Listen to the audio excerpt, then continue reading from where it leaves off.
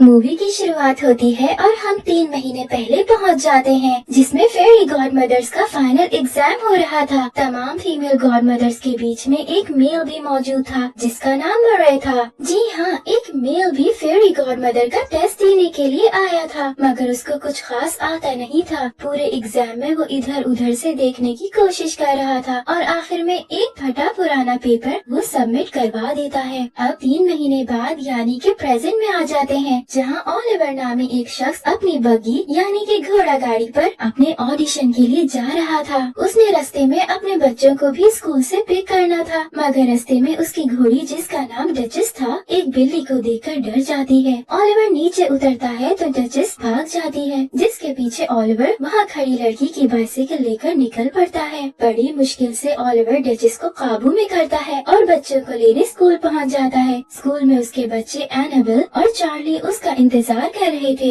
जब Annabelle Charlie को अपने टूटते हुए दांत के बारे में बताते हुए टूथ फेरी से मिलने वाले पैसों का जिक्र करती है, चार्ली उसका मजाक उड़ाता है और तब वहाँ ओलिवर भी आ जाता है। वो दोनों को लेकर अपने ऑडिशन के लिए चला जाता है, जहाँ उसको लॉर्ड रिचर्ड के एक प्ले के लिए गाना गाना था। चार्ली और एनाबेल भी चुपके से वहाँ चले जाते हैं। तब चार्ली एनाबेल को बताता है कि उसने डैड को बात करते सुना था कि अगर आज उसको ये पार्ट ना मिला तो वो बच्चों को लेकर नेब्रास्का चला जाएगा, जहाँ वो एक फैक्ट्री में काम करेगा और उस फैक्ट्री में लोग जानवरों के हड्डियों से ग्लू और इस तरह की चीजें बनाते हैं। मैं तो कभी ऐसी जगह ना जाना चाहूंगी। और एनाबेल को भी ये बात कुछ पसंद नहीं आई थी। ओलिवर अपना गाना सुनाता है और रिचर्ड को वो काफी पसंद आता है, लेकिन वो ओलिवर को सिलेक्ट नहीं करता, क्योंकि उसका सेक्रेटरी कहता है कि उन्होंने लोगों को प्रॉमिस किया था कि टोनी स्टेबल को ही कास्ट करेंगे। है तो नाइंसाफी, पर दुनिया में चलता ही ये है। घर पहुंचकर एनाबेल चार्ली से फेरी गॉड मदर्स के बारे में पूछती है, मगर चार्ली कहता है गॉड मदर्स, एंजल्स और टूथ फेरीज एग्जिस्ट ही नहीं करती।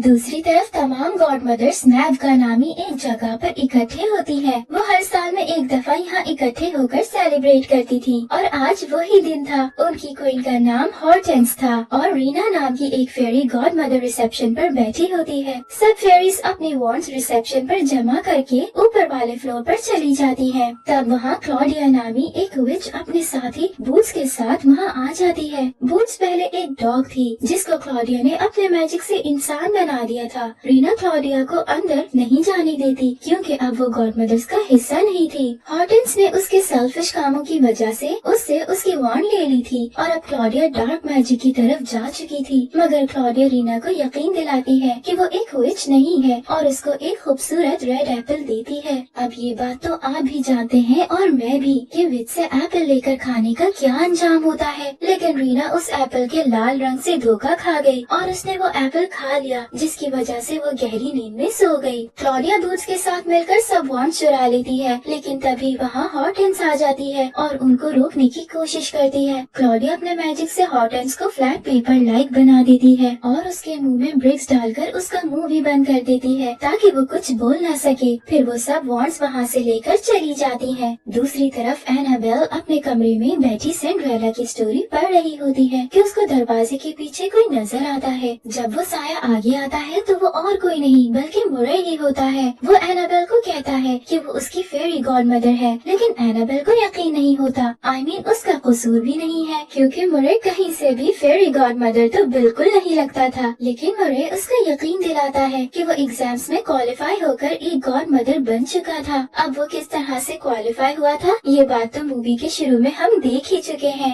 ओलिवर अपने कमरे में ऊंची आवाज में जैज म्यूजिक सुन रहा था, जिसकी वजह से उसको मुरे की कोई आवाज नहीं आती और चार्ली को मुरे अपने जादू से सुला देता है। एनाबेल उससे विश मांगती है कि वो चार्ली को फ्रॉग बना दे, मगर जब मुरे बताता है कि वो एनाबेल को एक ही विश देगा तो एनाबेल अपनी विश चेंज कर लेती है। और जैसे ही मुरे एनाबेल के विश सुनने लगता है, उसकी नजर कैलेंडर पर पड़ती है, जिससे उसको याद आता है कि आज फेरी गॉड मदर्स की पार्टी थी। वो जल्दी में वहाँ से निकलता है और अपनी वॉन्ड वहीं भूल जाता है। नैवका पहुँचने पर वो देखता है कि दरवाजा बंद था और जाली के अंदर से गुजरने की कोशिश में वो वहाँ ही फंस जाता है। एक पुलिस ऑफिसर सुनकर वहाँ आता है, मगर बगैर उसकी मदद किए वहाँ से चला जाता है। एनाबेल को मुरे की वॉन्ड मिलती है और वो ओलिवर के पास लेकर जाती है। ओलिवर उसको मजाक समझ के बात टाल देता है। अगले दिन एनाबेल अपनी मैजिक वॉन्ड स्कूल लेकर जा रही होती है कि रास्ते में उनको जेरी मिल जाती है, जो लॉर्ड रिचर्ड के साथ काम करती थी। जेरी उसको बताती है कि वो सिलेक्ट तो नहीं हुआ, लेकिन रिचर्ड एक बार फिर रात 9:30 पर उसका गाना सुनना चाहता है, जिसको सुनकर वो बहुत खुश होता है। चार्ली एनाबेल से वो वॉन्ड ले लेता है, मगर खेल खेल में उससे वॉन्ड टूट जाती है। एनाबेल बहुत दुखी होती है और अपनी क्लास में असाइनमेंट करने के बजाय वॉन्ड को जोड़ने की कोशिश करती है। उसकी टीचर ये देखकर उससे वॉन्ड लेने लगती है, मगर एनाबेल वहाँ से भागकर छुप जाती है। वहाँ मुरे भी आ जाता है, जो अपने वॉन्ड को टूटा देख हैरान हो जाता है, मगर अभी भी वो एनाबेल को उसकी विश ग्रांट करता है। तो एनाबेल उसको बताती है कि वो चाहती है कि उसके डैड को प्ले में पार्ट मिल जाए, ताकि उनको नेब्रास्का ना जाना पड़े। मुरे बताता है कि उसके विश पूरा करने के लिए उसको ओलिवर के करीब होना पड़ेगा। फिर वो एनाबेल से द पैलेस के बारे में सोचने का कहता है, ताकि वो मैजिक से उसको वहाँ पहुँचा दे। इस सब के बीच टीचर भी वहाँ पहुँच जाती है, मगर मैजिक की वजह से एक तेज तूफान आता है।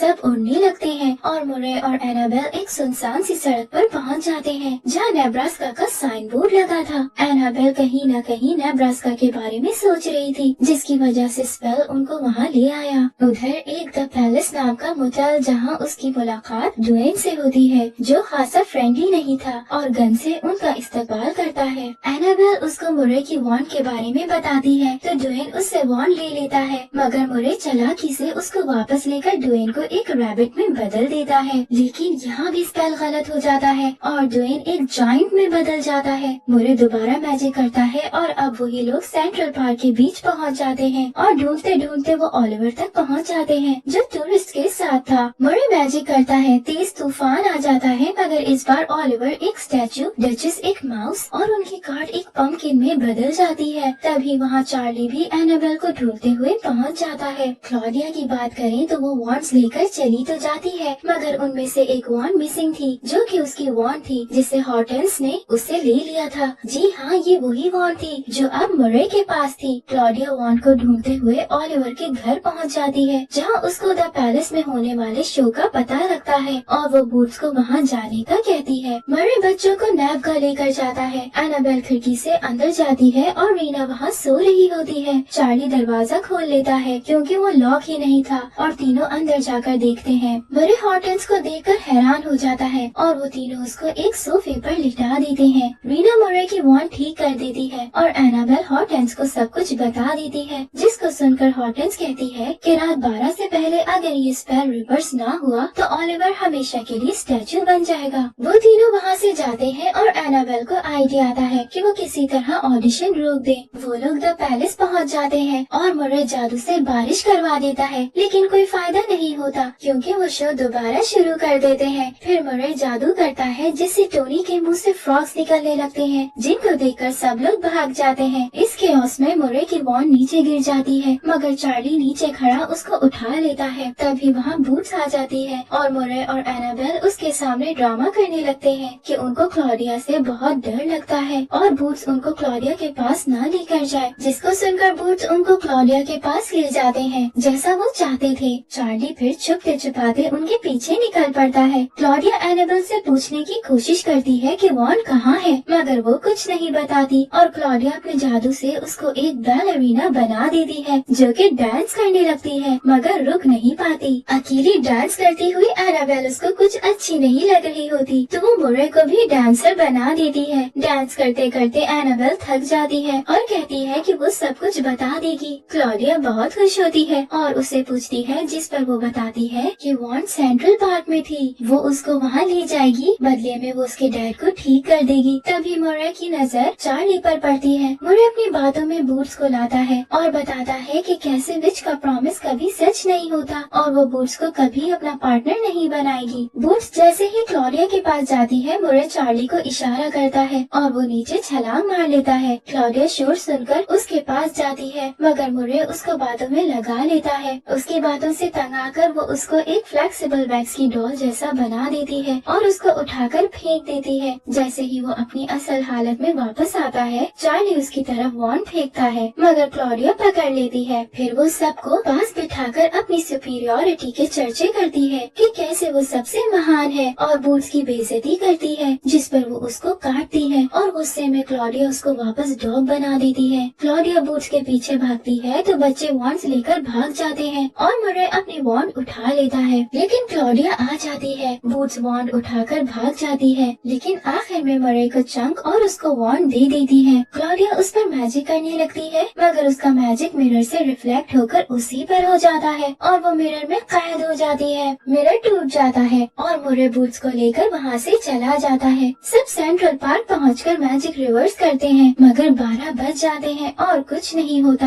एनाबेल उसको डिसअपॉइंट ना होने का कहती है और तीनों हाथ पकड़कर इमेजिन करते हैं, जिससे अचानक ओलिवर और डचेस नॉर्मल हो जाते हैं, मगर मुर्रे वहाँ से चला जाता है। अगले दिन प्ले वाले दिन ओलिवर को सेकंड एक्ट मिलता है, मगर ऐसे कैसे गॉड मदर एनाबेल की विश पूरी ना करता। मुर्रे वहाँ पहुँच जाता है और जादू से एक बकेट टोनी के आगे करता है, जिससे वो गिर जाता है। रिचर्ड भी उसके नखरों से तंग आकर उसको प्ले से निकालकर ओलिवर को मेन रोल दे देता है। प्ले में सब गॉड मदर्स भी आती हैं और मुर्रे भी वहीं होता है। एनाबेल उसको देख लेती है और सबको ओलिवर का प्ले बहुत ही पसंद आता है और मूवी एक खुश मुर्रे के साथ खत्म हो जाती है, जो खुशी खुशी अपने डॉग बूट्स को वॉक पर ले जा रहा था। Thank you for watching.